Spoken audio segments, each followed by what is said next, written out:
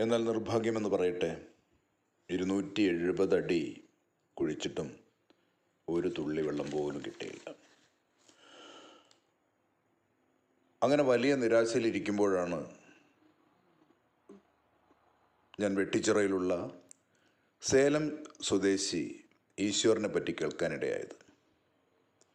ഒരുപാട് സാങ്കേതിക വിദ്യകൾ ഉപയോഗിച്ച് നാടൻ കിണർ കുഴിക്കുന്ന ഈശ്വറിനെ പോയി നേരിൽ പരിചയപ്പെടുകയും അദ്ദേഹത്തെ എൻ്റെ പ്ലോട്ടിലേക്ക് വിളിച്ച് സ്ഥലം കാണിച്ചു കൊടുക്കുകയും ചെയ്തു.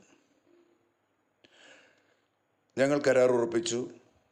വളരെ മാന്യമായ നിലയിലുള്ളൊരു കരാറാണ് അദ്ദേഹം പറഞ്ഞത്. ഞാൻ അന്വേഷിച്ചപ്പോൾ ആ ഒരു റേറ്റിൽ നമ്മുടെ നാട്ടിൽ കിണർ കുഴിക്കുക അസാധ്യമാണ്.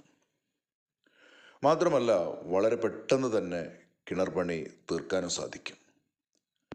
വെള്ളമുണ്ടോ ഇല്ലയോ എന്ന് 2 ദിവസം കൊണ്ട് നമുക്ക് തിരിച്ചറിയാം. ടെൻഷൻ ഫ്രീ ആണ്. 1 മാസം കാത്തിരിക്കേണ്ട കാര്യമില്ല. ശരിക്കും സന്തോഷത്തോടു കൂടി പറയട്ടെ, വെള്ളത്തിൻ്റെ കാര്യത്തിൽ ഈശ്വർ എൻ്റെ പ്ലോട്ടിൽ ഒരു ഈശ്വരനായി മാറി. 2 ദിവസം കൊണ്ട് 9 കോലിലാണ് എൻ്റെ കിണറിൽ വെള്ളം കണ്ടത്.